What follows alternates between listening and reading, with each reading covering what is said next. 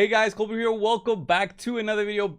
Two big things I'm gonna be calling you for this video. First things first, we are gonna have the Cyber Monday tomorrow. Of course, Plarium will be pushing out packs like crazy. And what did they think to give out to players? It's of course gonna be a brand new 2x, the one we expected they would be doing. So if you pulled all your primals so far, you missed out because they're gonna be doing a 2x on mythicals. I mean, this is the best chance for you to get a mythical champion. Obviously, I mean, if you're looking for one of these, then this is the chance for you to go get it. I think I will not be pulling my primals. I still haven't thought about this. I might not be pulling them because there's not really one mythical at the moment which I consider really worth going for. But on the other hand, it's better chances now before they keep on adding mythicals, which might be underwhelming.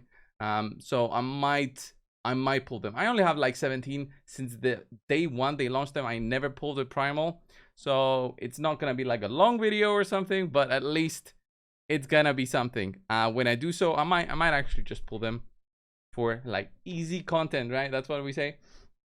I don't know, I'll think about it. But yeah, it's kind of screws up the players who already pulled their primals, since when they did introduce the primals, they said, oh, we don't have any plans of introducing a 2x anytime soon. But as Plarium does, they've introduced them not like what, 2 months after the fact, which is very, very soon.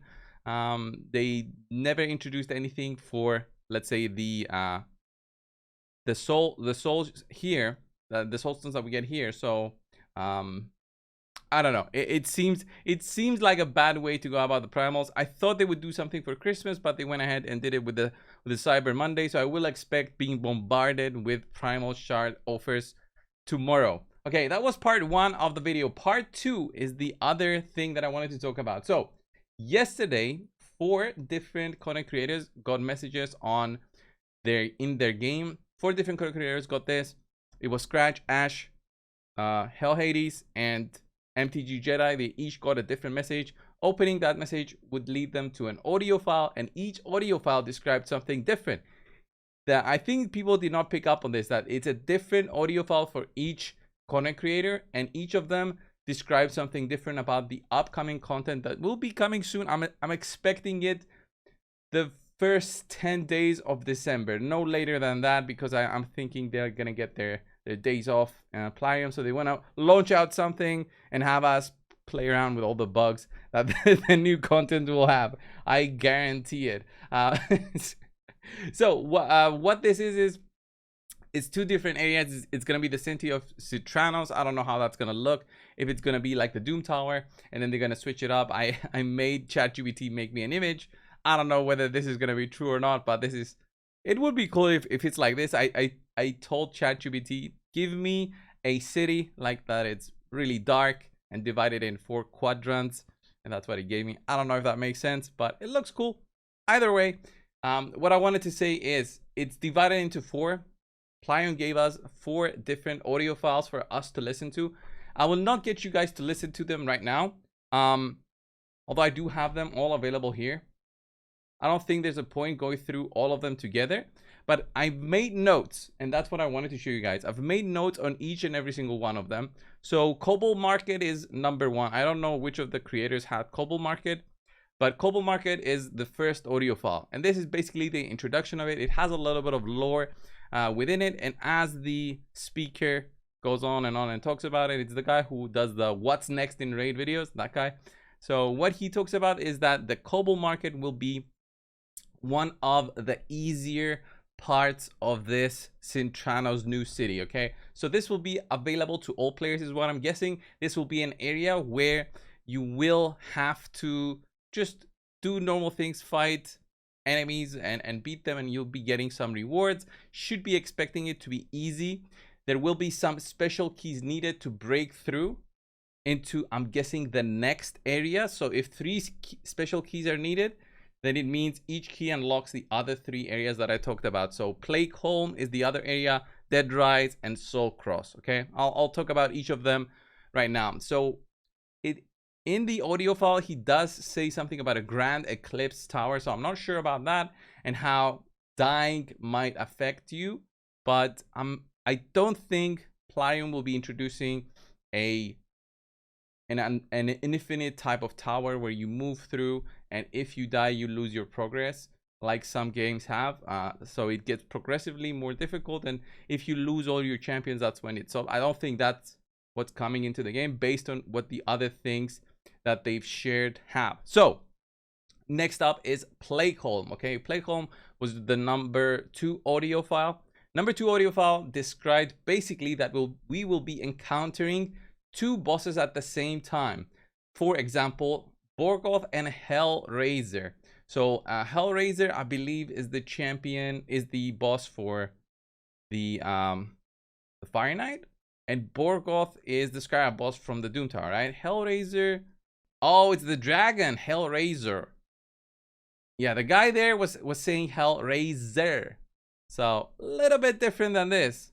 A little bit different than this, but definitely gonna be interesting on how it will affect us, because having to face 2 bosses at the same time is something that we've never done before, and it's gonna be way more difficult than just facing Borgoth at one time. So Playholm will already be something very, very unique. Facing 2 of the same bosses is of course something very challenging, but again, it's not gonna be new content at all. Facing just 2 bosses we have already.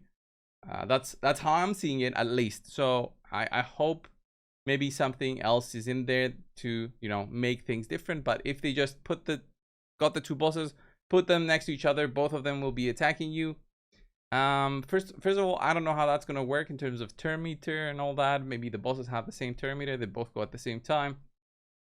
It's gonna be weird, to say the least. You'll need, let's say, destroy sets and all that, but who knows. Next up is the Dead Rise quadrant, the other part. So for this one, they described something about quests will be given out when you start on the encounter.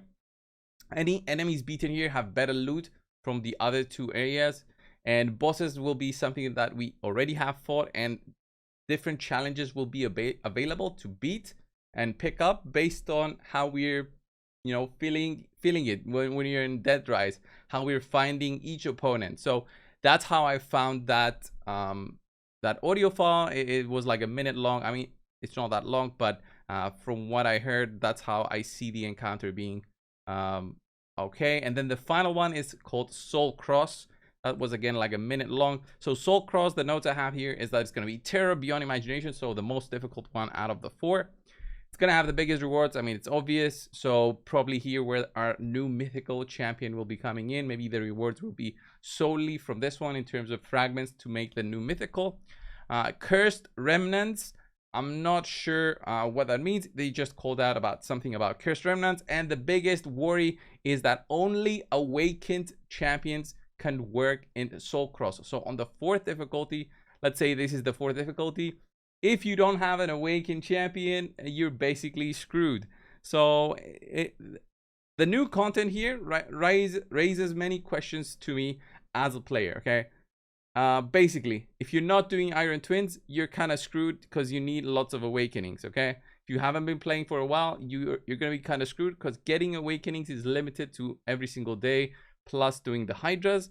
Right, so depending on how your awakenings look, you'll have only a few champions available to use.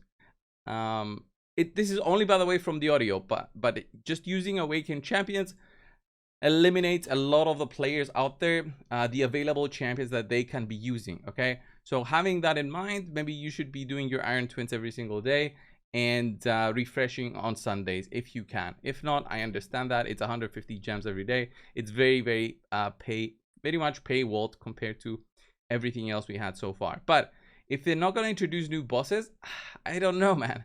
It sounds like it's going to be a little bit boring if it's the same bosses we had before, if it's bosses we have already fought. And Playholm and Dead Rise have mentioned this, that it's bosses we have fought before. So if only Soul Cross will have something new, it will be a little bit disappointing. But I don't want to be negative from a video based on just audio hints we got from the other CCs videos and stuff like that. So with that in mind, I'll just be doing what I do every day, just trying to farm up.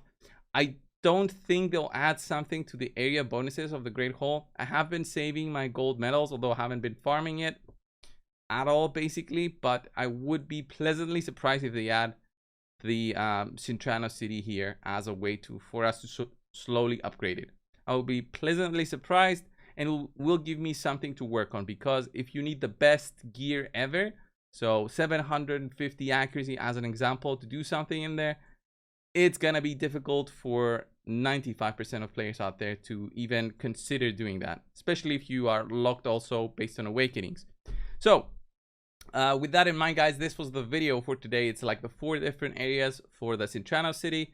The mythicals will be on a 2x tomorrow, so they open up the floodgates basically, meaning we're gonna have 2x's, 10x's on the mythicals. They're gonna keep on adding mythical champions to the pool. I expect every single faction to at least have 1 mythical by the end of the year. All right, so we already have 1, 2, 3, 4, 5.